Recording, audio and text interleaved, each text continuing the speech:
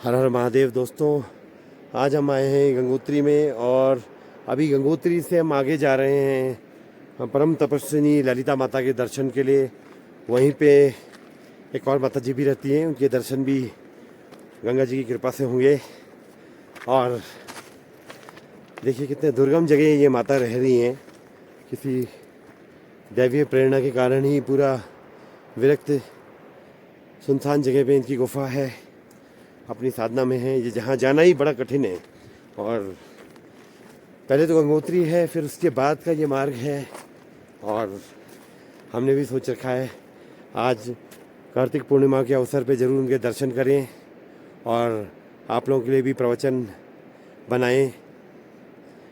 और आप चल ही रहे हैं, देखते हैं क्या होता है।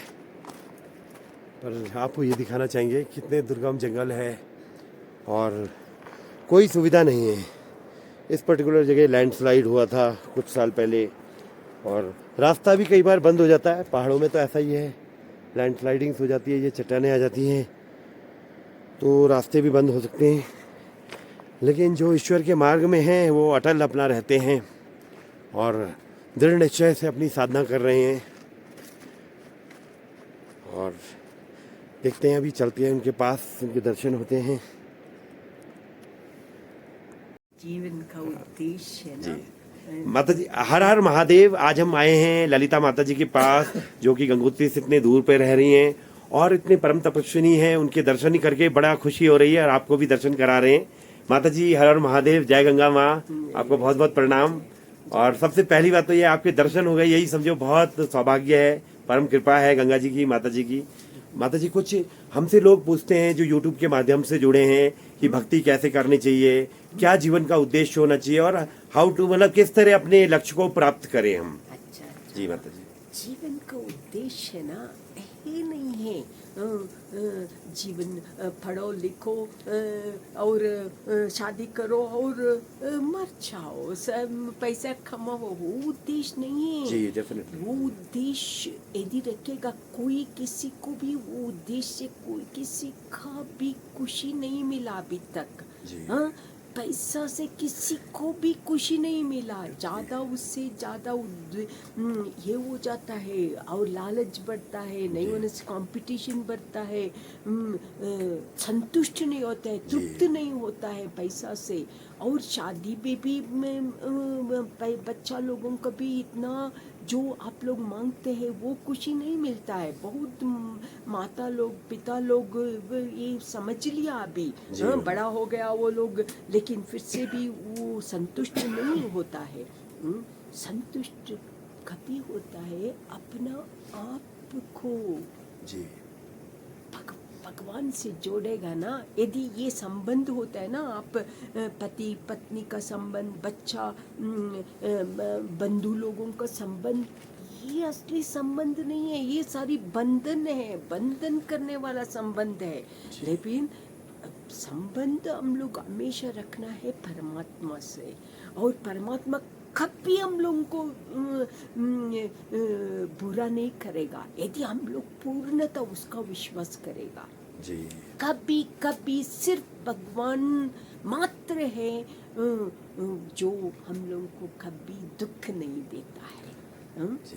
हम लोग ये वस्तु से दुख होता है, परमात्मा से कभी दुख नहीं होता है। ये प्रपंच से कितना संत लोग उद्धार परमात्मा को की आस्था बन के उद्धार हो गया।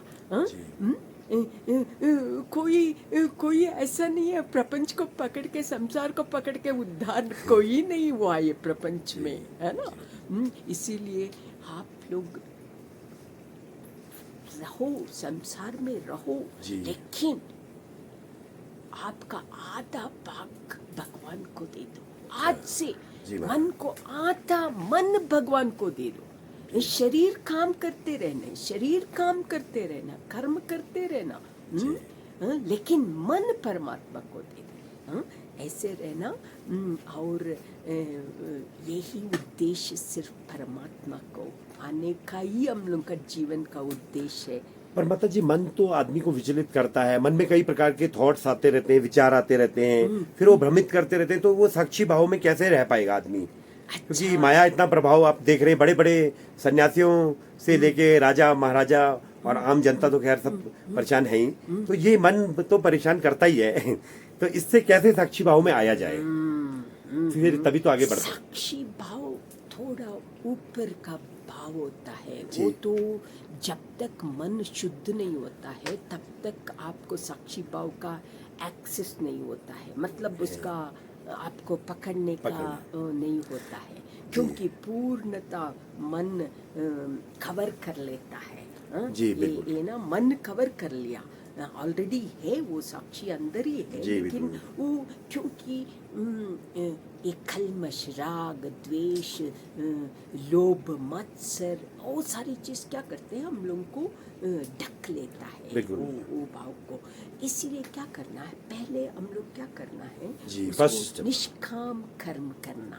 क्या बात? निष्काम कर्म करना, दया, सबका अंदर परमात्मा, प्राणियों का परमात्मा अंदर।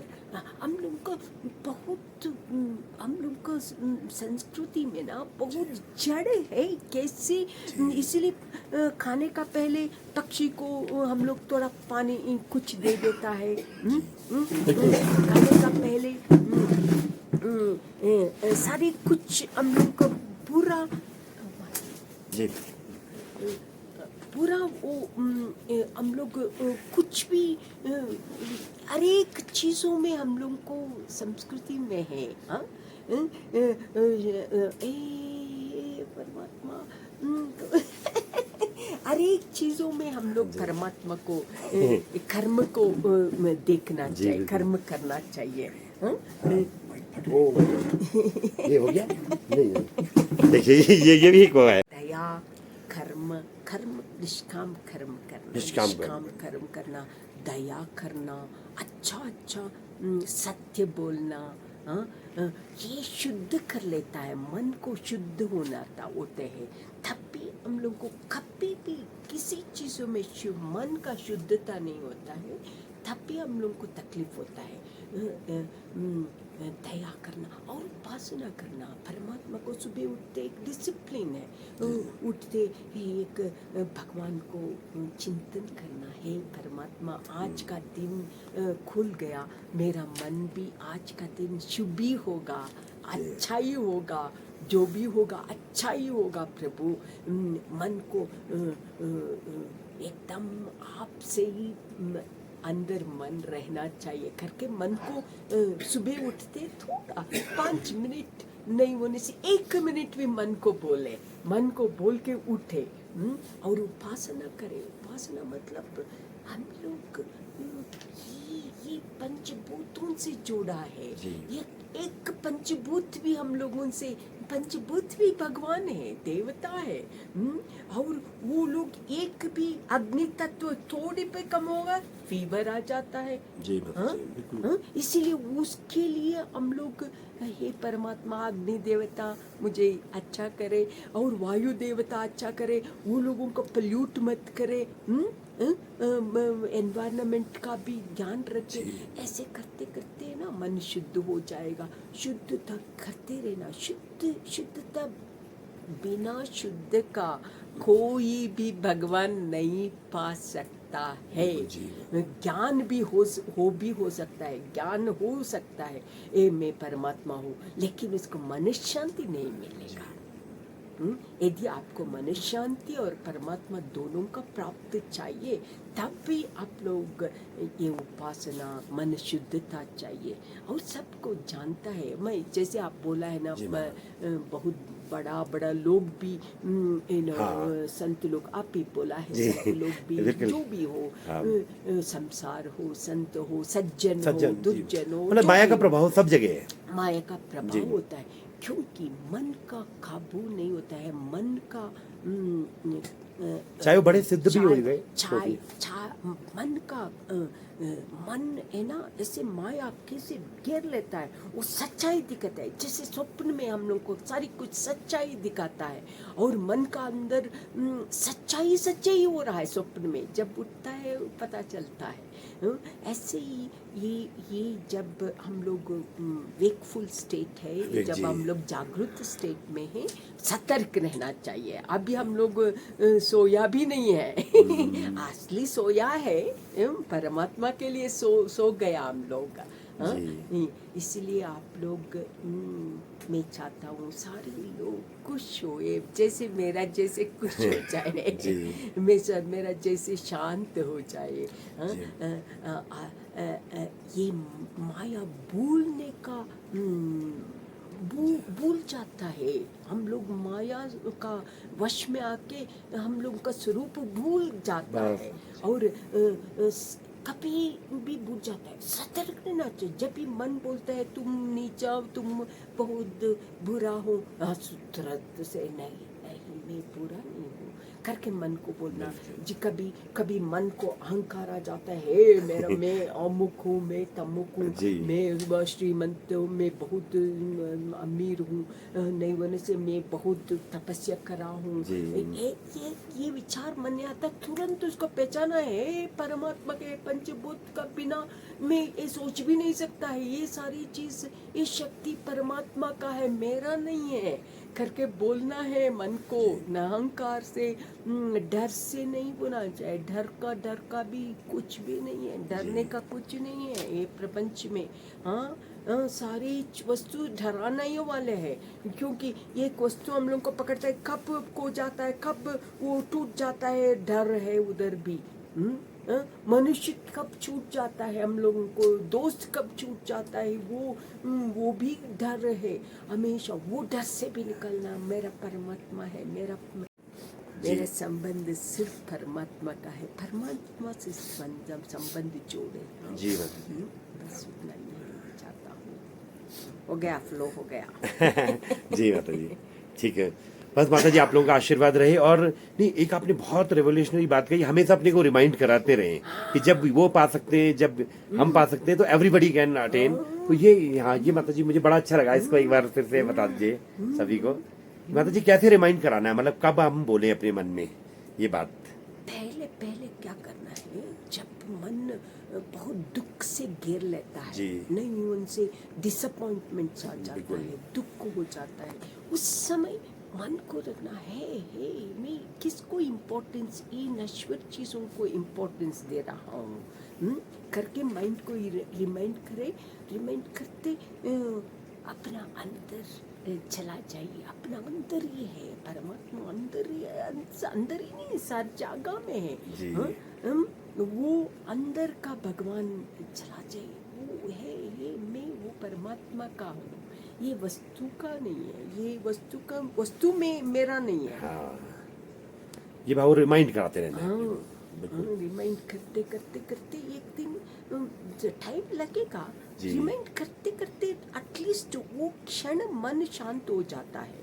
एक तरीका है, देखिए जैसे हम लोग घर बनाते हैं ना, देखो ये घर बनाया, ईटा बनाया, ये सारी चीज हम लोग पहले इकट्ठा किया है, पहला ये सारी चीज कैसे बनाना, वैसे ही हम लोगों का आगे का हम लोग को जीवन को मन का सोच भी शब्द से, चित्र से बना देता है।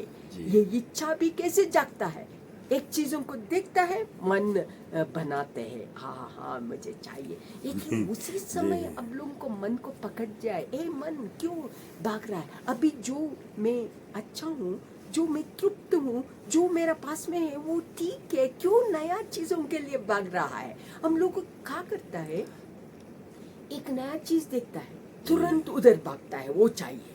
बिल्कुल। यदि देखिए ये प्रपंच में कितना लोग है सुविधा के लिए वस्तु को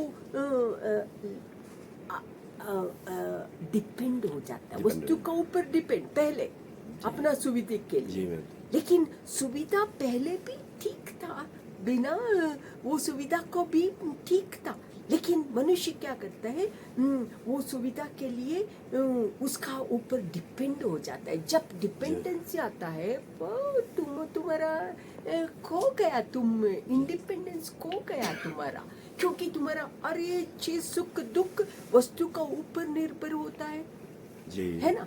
हाँ जी, वॉशिंग मशीन काम नहीं किया, ओ हो वही दुख है, सुबह से शाम तक वही दुख है। अरे करंट नहीं है, करंट नहीं। उसका पहले तुम अच्छा से कपड़ा धोता था, हाथ पैर भगवान तक आता, क्यों ना डिपेंड हो। हाँ ठीक है, हो यूज करो, लेकिन नहीं हो तुम दूसरा सोर्स का तुम्हारा घर को मन को क्यों बर्बाद करते हैं। हाँ, डिपेंडेंस जब आता है कोई चीजों को, वस्तु का पहले डिपेंड, वो हम लोग को पकड़ लेता है। इसलिए इसी चीजों को सुख के लिए वस्तु का ऊपर निर्भर मत होना चाहिए और मनुष्य का ऊपर निर्भर नहीं होना चाहिए। अपना अंदर है, मैं डिपेंडेंट हूँ, कोई वस्तु है नहीं है, नो प्रॉब्लम। कोई मेरा पास में आता है, नो प्रॉब्लम। कोई नहीं जाता है नो प्रॉब्लम। आता है नो प्रॉब्लम, जाता है नो प्रॉब्लम। मन कभी कोई आता है अच्छा लगता है, कोई मन कभी कोई जाता है, क्योंकि जो तकलीफ देने वाला जाता है खुश होता है। देखो मन का। जी माता जी, यही तो है बात। इसीलिए हम लोग डिपेंडेंस मत होना वस्तु का ऊपर, अपने खुशी के लिए डिपेंड वस्तु का ऊपर और मनुष्य का ऊपर डिपेंड नहीं होना। डिपेंड होना मैं हूँ, परमात्मा हूँ। बहुत बहुत धन्यवाद माता जी। ये माता जी की अंजनी गुफा है, इसमें माता जी निवास करती हैं, अपनी उपासना करती हैं। ये दिखा सकते हैं।